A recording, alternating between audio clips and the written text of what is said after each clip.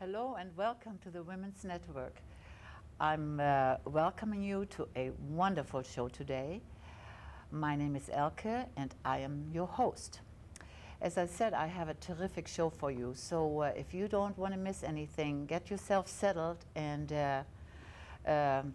just watch us, because we have a great guest today. We are stepping into the world of music, and today it's all about women conductors. Now, why don't we hear a lot about women conductors?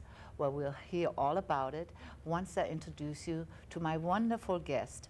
Her name is Nan Washburn. She's a conductor, composer, and musical director. She started out playing a flute. I don't know whether she started out playing a flute, but she used to be a flutist, and has been in the music field industry for many, many years. And without much further ado, let me introduce you to Nan Washburn. Nan, it's so nice to have you here. Thank you very much. I'm so glad you could come. I have looked over your biography and resume, and I mean, there is so much. I couldn't even read it if I wanted to. I mean, so please, let's get started. How did you end up in the music field? Well, What prompted you? I did start out as a flutist, but more than that, I mean, I started playing when I was 9, and it was music and sports was pretty much my focuses. Yes, schoolwork and all of that. But when I was 13, I tried out for the local youth orchestra, and I really, really loved the sound of an orchestra. You know, playing by yourself, especially with a flute with a single line, was fun, but not nearly as much fun as when I got to play with others in an orchestra. And so by the time I was 16, I found a wonderful teacher who, former member of the Philadelphia Orchestra and Chicago Symphonies, wonderful teacher, Burnett Atkinson. And I was playing professionally, actually, with 2 local orchestras by the time I was 16. My God, so you were busy Yeah, already, I was very right busy, then? very busy. And then I went to school at University of California, Santa Barbara, and the Music Academy of the West during the summers. Got to know lots about opera and more playing in orchestras. And then I went off to graduate school, still in flute performance, very, very specific. But I had begun to wonder if there was a little bit more to music than just playing the flute. And it was something that I was actually looking for more repertoire to play. Flutes don't quite have the large volumes of repertoire that a pianist would have, or string instruments. So by the time I was about junior in college, I was looking for additional repertoire. And so I suddenly became a researcher, and I was in the library a lot. And lo and behold, in just looking for other repertoire, found out that there were women composers. And it really got me very interested in the whole idea of research and women composers. And I started actually adapting some music that may have been written for keyboard, for example, but I wanted to play it, so I arranged it for like flute and harp, because I was working with a harp. I see. So I started music arranging. I mean, I just do arranging, not composing, but that got me very interested in the whole idea of women composers, and eventually orchestral composers. And so I went off to graduate school in Boston, New England Conservatory, and was actually got involved with a group called the New England Women's Symphony.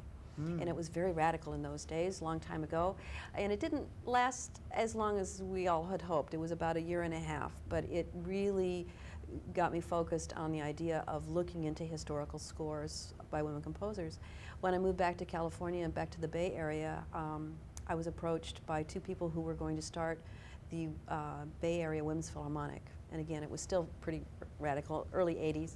And that was what I did for the next 10 years. I was the artistic director, did research, was still playing in the orchestra for a number of years. But at the ripe old age of 30, I switched gears. And I put my flute down for a little bit, and I thought I wanted to try my hand in conducting. And My God, that's sort of great. where I This is, I like to read you a quote from something I read on the internet. It said, what does it take to make a great female conductor? The answer was the same thing it takes to make a great male conductor, which is so true, plus the drive of a freight train. I mean, when I look at it, so seldom do we see female conductors. First of all, what does the conductor do? Let's start with that, because a lot of times, you know, you go, then they're playing, and you are in the middle, and it doesn't even make, you know, like they don't even look at you. Right. Well, it's probably the most ethereal of any art form, and I would say that probably you have as many different opinions about conducting as you have conductors, and there are a lot of them. So, but my thought is that it is at lots of different levels. At the very, very basics, you can think of, you know, some of the TV movies you've seen where you've got the instrumental music teacher at the school who's basically keeping time and trying to keep everybody playing together. And that, at the very basics, it's like you're a traffic cop. You're saying, no, you play now. No, that's good. Louder here, softer, and keeping this time. But it goes way beyond that, obviously. But I do get that question asked all the time. If the musicians have their music and they kind of don't look like they're looking up, what are you doing? Right. And I think at its best, it's really almost like that electrical, the scientific thing about conducting. It's that connection of energy more than the visual. Though a lot of it is knowing the music in your head, having a really clear idea what you want to hear, and then you have to visually describe it to your orchestra as what you're doing in advance of them playing it. Some people, I think, believe that that conducting is like dancing to music, that you're doing it as it happens, when in fact you have to do all your gestures in preparation for the music that's going to happen. So you have to already be there in order for that, to help that player come in right. Or if you want a certain sudden beautiful sound, you have to prepare that and be already in place. So you have to like map out your steps a lot in a choreographic way, in a way. And also, don't they say like it's up to the conductor the way it all sounds, and you could actually make it a different piece? Absolutely. I mean, you're almost losing me as to what is involved to be up there. Well, I mean, if you figure that at a minimum you've got 60, 70, some orchestras are up to 100, 110, and you know, especially in the major orchestras, every one of those players are fabulous musicians. They all have wonderful opinions, but you can only do one thing. Right. So you have to have somebody that's going to focus, and I like to think of it as funneling. You know, I mean, actually, if you've looked at the shape of the orchestra, it is all the sound is going right to the conductor. It's the best place. It's really wonderful. In fact, it's so amazing that when I was first studying conducting, and this is a little bit of gender, though it's not really as much gender-based as it is body type, I had male teachers that were trying to show me how to make a loud sound versus a soft sound. I was incredibly thin, and I could get the soft sound no problem, and I couldn't get a loud sound. And they were kind of beefy guys, and they'd say, just drop your forearm. And they had these muscles, and they boom, and there was this huge sound. Do you know, the next time I go and see a performance, which probably will be very, very near future, next week probably, I'm going to watch you. You're going to be watching. Very, very closely. Also, I know we have a couple clips, and I want my audience to see you in action. But maybe they can set it up, and I just want to read a couple beautiful critical responses that I picked up. It says here, Washburn's interpretation was engaging and illuminating, riveting, ambitious. It's a treat in itself. I mean, there's so many beautiful articles about you, and the critiques have just really been been beautiful on your side, and I love to read what they've said, and I want my audience to see what you look like. If we're ready.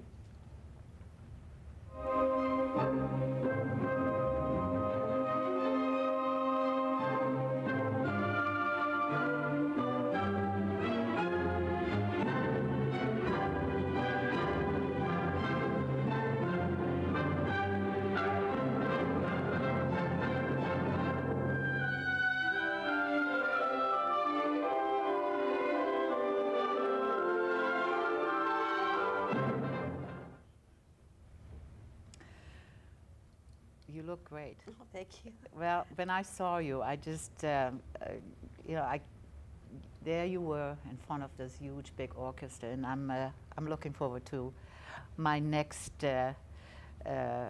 opportunity. Oh, good. Also, let's talk about, we talk about conducting, we talk about the orchestra, but there has to be a chemistry between you as a conductor and the orchestra.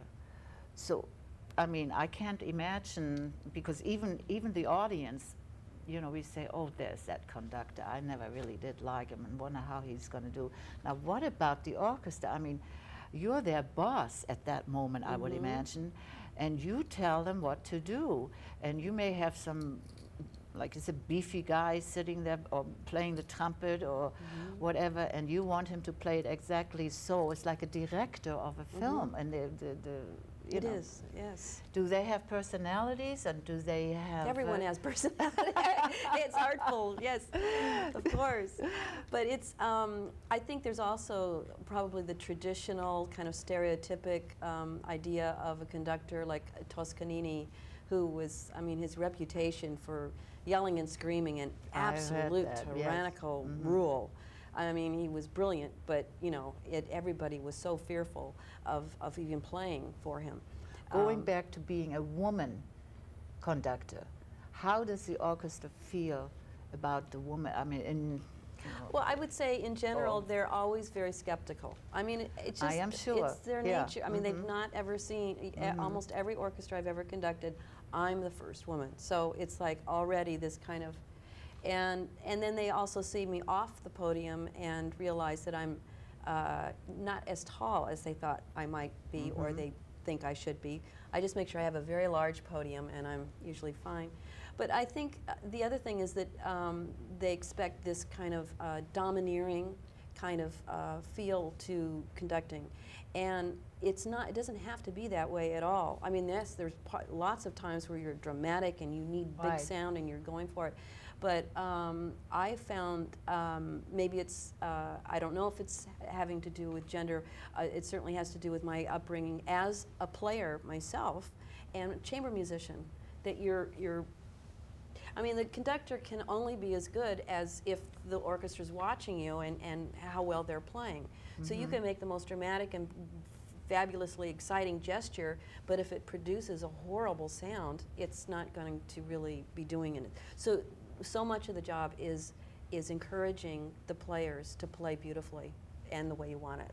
Yeah, so it's exactly. a tricky. Now, is it important? Like sometimes we see conductors, and I just want to focus for a second because I have a million more questions, or you probably have a few stories. They go so way out. Their head is going all over the place, and their body is like in convulsions almost. I mean, is that their style, or is it really to get that piece of music like? It depends. Again, it's an evolving art form, I think, also. If you look at a lot of the more traditional conductors, especially German tradition conductors in the early part of the century, the movements are very, very contained, very, very small gestures. And then they have gotten larger, and then Leonard Bernstein kind of took it to a whole new level. Then there was a whole lot of Bernstein impersonators, sort of, that were doing a lot of extra stuff that really, he did it with the music. I mean, it was for a musical thing, and a lot of people do it, and it's, maybe they get bigger paychecks, I don't know. But everything I do has a reason. You know, I may make it a little extra dramatic for the audience, or, you know, I may do that. But it is, actually has been worked out. And if you Yes. look at the end of my baton, the little clicks, all of that is showing exactly what I want to hear. God, even that, I mean, I could ask you about that little baton. Does it have to be a certain thing, or, I mean, metal or whatever? But you have received a lot of awards. Let me just talk to the audience for a second. I'm here with Nan Washburn. She's artistic director of the West Hollywood Orchestra and artistic or music director, and the Symphony Orchestra in Plymouth, and has done 1 million guest appearances and does talk shows and is on panels and teaches and is affiliated with a lot of beautiful women's organizations, musicians, etc. So today we really want to focus on the woman conductor. And I know we have all seen our conductors, but let's talk about your awards, some of your awards you've received for being this terrific person, conductor, musician. Well, most of the awards have been ASCAP awards. That's the American Society of Composers, Authors, and Publishers, and they're very specific to programming of contemporary American music. I have been a champion of contemporary music and composers that are writing today for many, many years, and I'm just now getting my 15th award of that, so I'm very, very happy about that. And I think what makes me happy is, too, that it's not just that I do contemporary music, but it's music I believe in, and it's in programs that the audience really loves. Yes. So that it's not stuck on and something hard to listen to. It's people have come to trust me that they will like, if they come to my concert, they will really enjoy the new piece. Make sure they update your website. Yes, I have to do that. I saw like 13, yeah, but I'm a little anyway, what about? Oh, let's do another clip.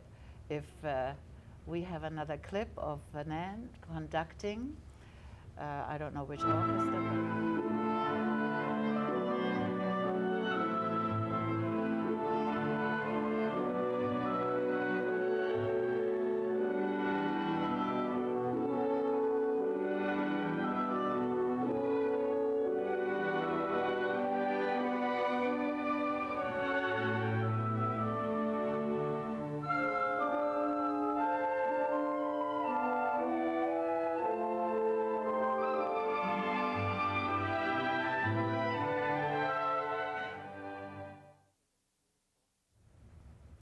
That is absolutely beautiful. I am really looking forward to my next concert, you conducting it. We already touched upon it a little bit, why so few women conductors. Mention a few prominent women conductors. I think the one that is getting the most attention right now is Marin Alsop, who is the conductor of the Colorado Symphony, but she's just finishing her tenure up there.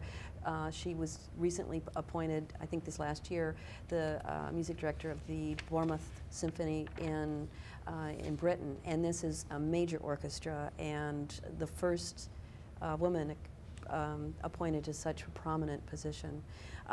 There's Joanne Folletta, who's a conductor that I worked with for a number of years. She was the music director at the Women's Philharmonic, and she just recently left her tenure at Long Beach Symphony, conducts in Buffalo, and the Virginia Symphony. And Ann Manson, who's trained in Europe, but an American that was been conducting in Kansas City. So there are a number, but they're all not at the top level. And I think we were talking earlier that there's about 5%. Right, the statistics are. The statistics are, low. They're low, and they're even lower when you think of that number also includes youth orchestras and university positions and community orchestras. So we're not talking about the highest level at all. And what is difficult about conducting is that you can study it, but you have to actually be doing it in order to learn your craft. Right. So you have to have an ensemble. And unfortunately, I think in Europe there is a little bit better way of apprenticing and moving up through the ranks, just as a conductor, period, not even talking about the problems with women. But it is really difficult to land those jobs. I'm sure. And especially as the economy gets more and more difficult, because it's boards of directors and that are making those decisions, and they get a little nervous. Right. And hiring a woman. Yeah, that Right. it's too much of a shift, because It's almost like going to a doctor. Well, should I go to a woman or man? And you know, Yeah. you decide to go to a man.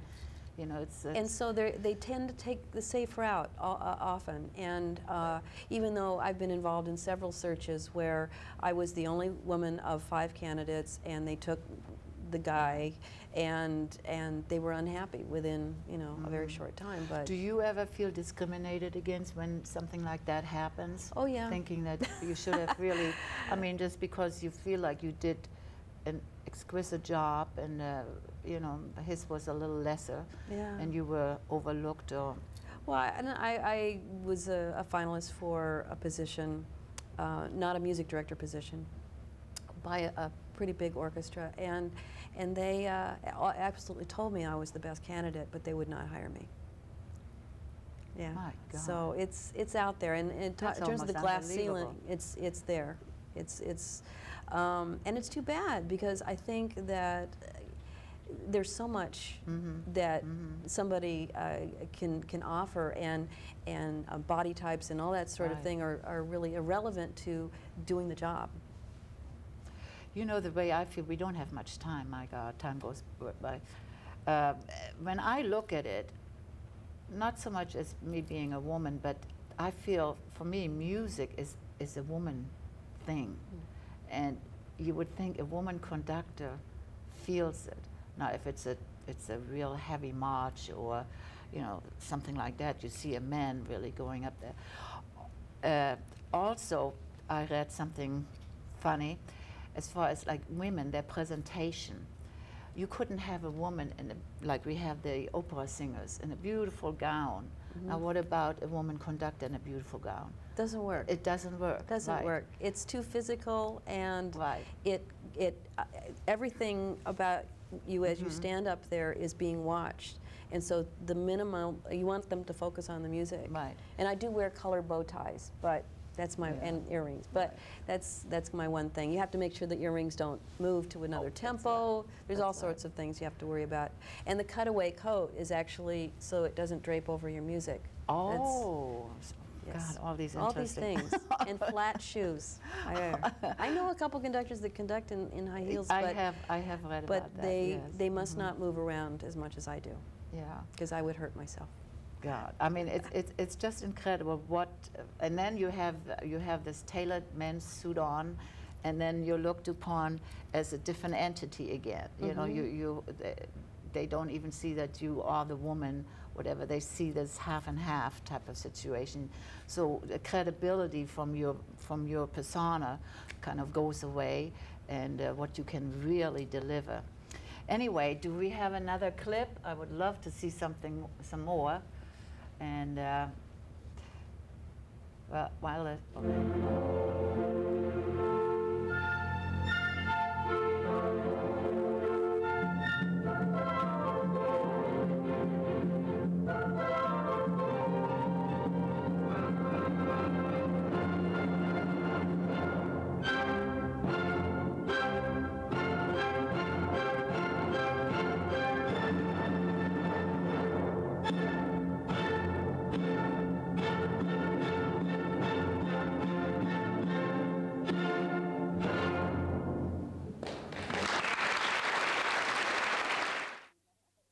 you did it. I Make sure you end. It was a great piece. Well, we only have a couple minutes left. So I want to ask you, basically this is for our audience, and by the way, if anyone wants to know more about Nan Washburn or conducting, please give us a call. Call the number at the end of the credits, and we will inform you and give you everything you need to know. Anyway, give our audience some words of encouragement. For instance, I'm a frustrated piano player, and I've never gone past that being frustrated. I'm sure there are a lot of women out there that would love to do what you're doing. So what would you suggest? Well, I think the most important thing for all of us to remember that in the trouble that we have in the world today is that art and music are so essential to our core being. And no matter how you enjoy music, I mean, I get to do this job. Not everybody can be a conductor, but there's so many other ways you can play music and do things. But for those that really want to take it on, do it passionately and do it only if you really love it, because it's a hard road. I'll tell you that. It's really tough. But it is very rewarding, and it's the best when it all comes together. Well, Nan, it was so great to have you. Thank you so much. We are here with Nan Washburn. She is the artistic and musical director of several companies, one of which is the West Hollywood Orchestra and the Plymouth Orchestra. I keep messing it up. But I will tell you one thing, the minute I get into my car, because I listen to classical music, there I am, you know, a lot of times, and now I'm going to have to watch my conducting. I want to thank you so much for coming, because it was so enlightening, and I'm a lover of classical music, and I can just feel it when the conductor's up there, and now I'm going to be watching me. Watching you and watching more for women conductors, and hopefully you have the chance to promote it yourself with your organizations and so on, and maybe we talk again. Great. And to my audience, thank you so much for joining us, and please join us again next time with another great topic. Until then, bye-bye.